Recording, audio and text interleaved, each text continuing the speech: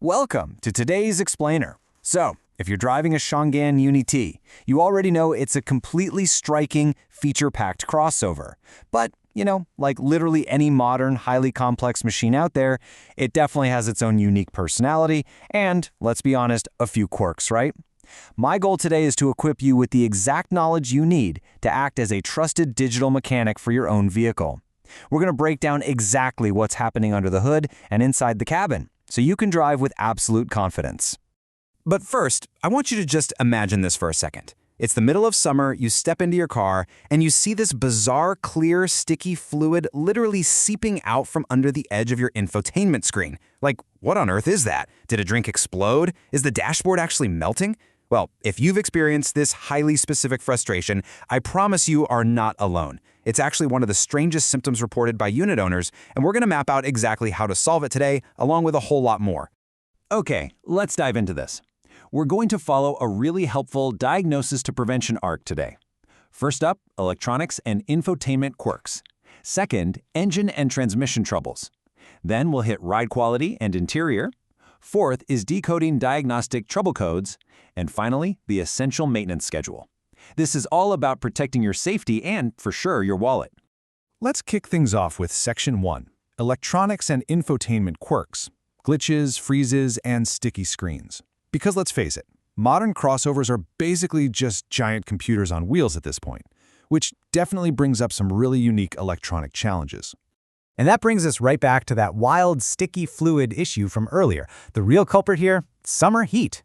Extreme dashboard temperatures in the direct blazing sun can actually soften the optical bonding gel right behind your screen. It's specifically called LOCA adhesive, and it's what laminates the touch layer to the LCD panel. When it gets too hot, it loses its viscosity and just seeps out the edges. So, the crucial point to take away is this: if your car is still under warranty, this defect means you get a full unit replacement at the dealer. But if you want to prevent it entirely, religiously use a windshield sunshade whenever you park outside. Super simple fix for a genuinely messy problem. And this brilliantly illustrates the difference between weather issues and grit issues on those signature flush door handles. They look absolutely amazing, but man, they can get stuck. So looking at the frozen handle on the left, that's your cold and wet weather scenario. If freezing rain completely locks that handle shut, whatever you do, never pry it. You'll literally destroy the mechanism. Just use a lock deicer or warm air and gently dry it off. Now look at the dirty handle on the right. That's your gritty, warm weather scenario. Fine sand and grit get jammed in the hinges. The fix there? Flush it with brake cleaner while it's extended, and then apply a dry PTFE lube. Two completely different environments, two completely different fixes. All right, moving on to Section 2, engine and transmission troubles, under the hood triage. Let's shift our focus to internal combustion and identify the symptoms that could lead to catastrophic engine failure. Because overheating is the absolute enemy of your engine. For the Uni-T, here are the top 3 culprits you need to be aware of. 1. Having low coolant, which completely reduces your cooling capacity. 2. A faulty thermostat that gets stuck closed. And 3. A blocked radiator, either from internal scale buildup or external debris. Honestly, catching these early is absolutely paramount. Knowing what to look for here is exactly how you keep your wallet safe from massive, unnecessary repair bills. 15. Keep this number in mind, because the 15-minute manual reset rule is a real game changer. Sometimes, when you swap a dead battery for a new one, the engine's immobilizer kind of glitches out and simply refuses to start. Don't panic. Just disconnect the negative battery terminal for 15 minutes. After that, reconnect it quickly, lock and unlock the doors with your fob, put the key in the slot, and you are back in business. Now, what about when you're actually driving? You might notice some jerky gear changes or hesitation, especially in stop-and-go traffic. While that can be annoying, looking at the data, it usually boils down to 2 highly solvable things. First, you'll want to check your transmission fluid health. Second, you might just need a software update applied to the transmission control module at the dealership. It's really often that straightforward, no major mechanical rebuilds required. Okay, let's step inside the cabin for Section 3, ride quality and interior, managing wear and tear. The interior of the Uni-T is incredibly stylized, but it definitely experiences some wear and tear that needs our attention.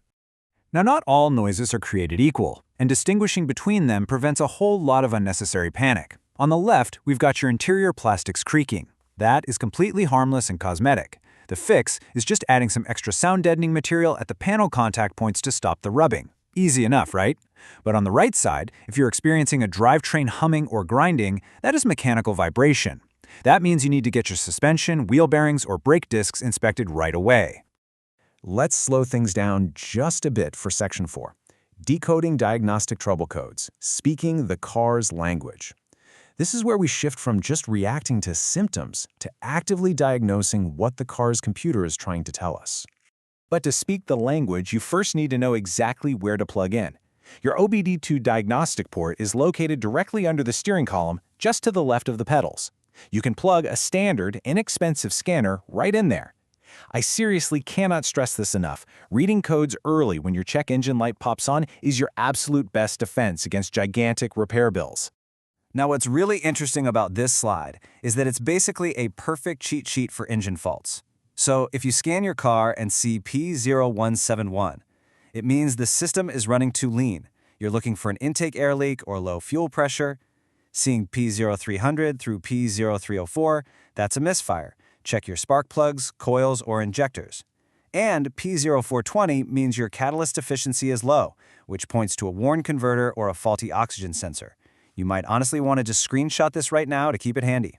And briefly looking beyond the engine, here are a few other critical ones to know. P0700 points to a general TCM malfunction. U101 means lost communication with that transmission module, which could just be damaged wiring. And B2AAA points to a body system fault, like a glitchy lighting sensor. The big takeaway here? A check engine light is definitely not a death sentence, provided you diagnose it properly.